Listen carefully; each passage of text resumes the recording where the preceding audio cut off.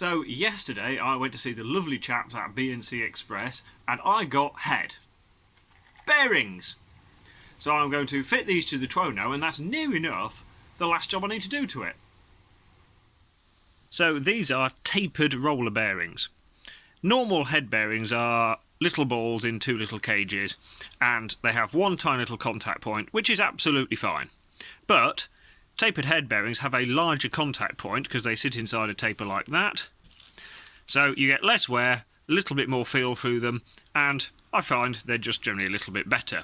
So, first thing I've got to do is take the old head bearings out, which in itself is a bit of a faff. Because to do this I have to take the steering head out, I can't use a front paddock stand under the forks, and I can't use a front paddock stand into the yoke. So what I generally do is have the bike on a rear paddock stand and put a jack underneath the engine or underneath the exhaust pipe and use that to raise the entire front of the bike up.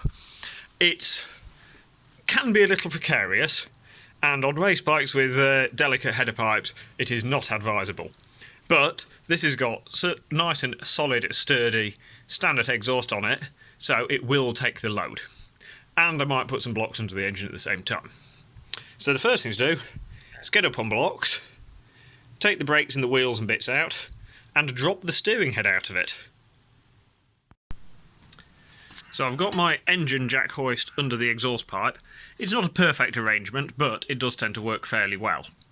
I've got the back of the bike on a paddock stand, but I've also got a strap around the bench so that the bike can't try and twist off it if the lift isn't perfectly square.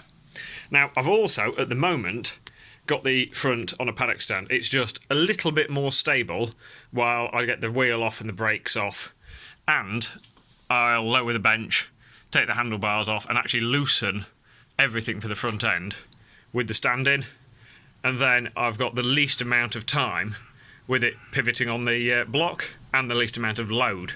So that's what I'm going to do. I'm going to whip the front wheel out, take the calipers off, loosen everything off I need to do, and then when we're ready to actually drop the front end out, I'll take the paddock stand out and get the weight on the stand.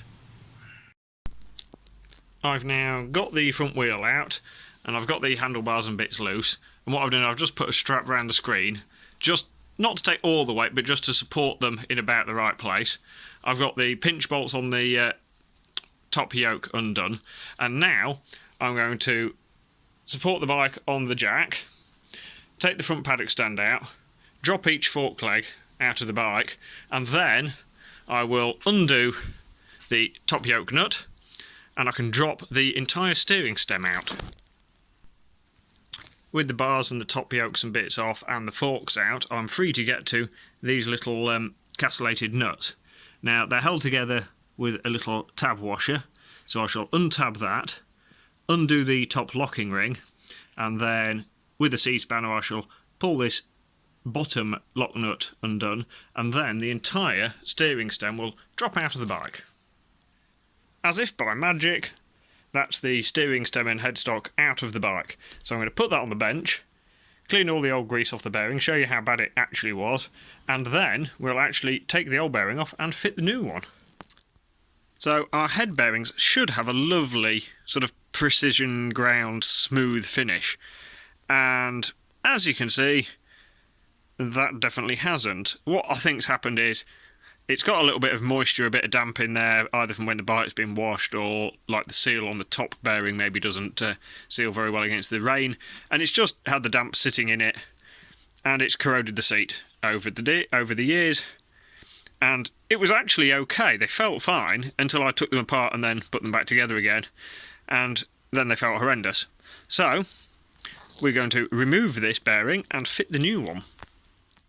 Before I can fit the new bearing I have to remove the old one, and it's very tight on the stem because obviously you don't want it moving. So this is one of the very few times it is perfectly acceptable to hit your motorcycle with a hammer and chisel. I'm going to get the chisel underneath the seal here, get to the bottom of the yoke, and just give it a tap until the bearing seat starts moving up the stem. Now they've got to be tight, and so there isn't really any other way of doing it. You can't press the stem out because it'd have to come out of the yoke, and we don't want to do that, and heating it up, the stem will actually expand almost as much as the seat. So this is it. It's hammer and chisel time. This one's actually come off relatively easy. A couple of little taps with the chisel and then a couple of knocks with the punch and it's slid off there relatively easily. So I'm just going to have a little bit of a clean up round here with some Scotch-Brite, and then I can fit the new bearing seat, which will involve me probably using this one as a driver to tap the new one into place. That is our new tapered bearing fitted. I have had to trim a little bit off this because otherwise it rubbed on the bottom of the bearing and dragged a little bit. So a little bit of a trim there, and that cannot yet go back in the bike because the outer seat, which sits in the headstock, of course, needs to be swapped round. So I just need to gently tap the old one out of the frame and gently fit the new one. So this is the top head race bearing, which will be getting replaced as well. And as you can see, it's just sort of push fitted into the frame, and there's even a little cutout down here so you can get a tool up to knock it out. So I'm going to knock the bottom one out and the top one, tap the new ones in gently and make sure they're seating nice and square, and then grease everything up and put the stem back in. So that's the new bottom and new top seats fitted. So now I can grease everything up and slide the stem back in. That's everything greased with some Motul Tech Grease 300 and refitted. To torque this up, I tend to just do them to a good nip. It wants to be relatively tight, but if I go down to here and get everything out of the way, I want to be able to move it fairly freely. Just the tiniest little bit of drag because I've got lots of grease in there, but you can't have any play in it at all. So I'm happy that that's nipped up nicely. So I'm just going to put the tab washer on, put the top lock nut on, lock the tab washer up, and then I can put everything back together. Before I can tighten up the big head nut fully that holds the top yoke and everything in place, I need to put at least one of the fork legs in so that everything's actually in the right place, because if I don't, I could have the yoke sort of out of line and then everything wouldn't work very well. So I'm just going to actually slide both fork legs in, then tighten this up, and then drop the handlebars and the top clamps on, and, you know, put a wheel in it and sensible things like that. Fork legs are both back in now, so I know everything's in the right place, and for now I've just done up the bottom pinch bolts, so that the top yoke's sort of free to pull down a little bit when I do the big nut up. So what I'm going to do next is torque up the big nut in the middle, do up all the pinch bolts, put the handlebars and bits back on, put the front wheel in, and then we should have a complete motorcycle. That's all the front end complete and back together. The only slight tweak I've done is I've moved the handlebars sort of backwards just a couple of degrees because they were quite flat before. So that should be a little bit better, and the steering head bearing should be a lot better. So now there's only one job remaining. So hopefully this is the last job on the big ugly Tuono. The other day I'd washed the bike, and then a little bit later while it was sat on its side stand I went to put some petrol in it, and I found a load of water sat on this side of the filler, which should have drained down this little hole. So I've decided this hole must be blocked, and now I'm going to find out why. So these three little drain pipes normally sit down in the belly pan in this little cutout here to keep them away from anything hot. And two of them go to the fuel tank, and the third one disappears up into the battery tray to drain everything out of there. Now, what I'm going to do is just get the airline on each one, blow them through, and see if one of them doesn't blow through.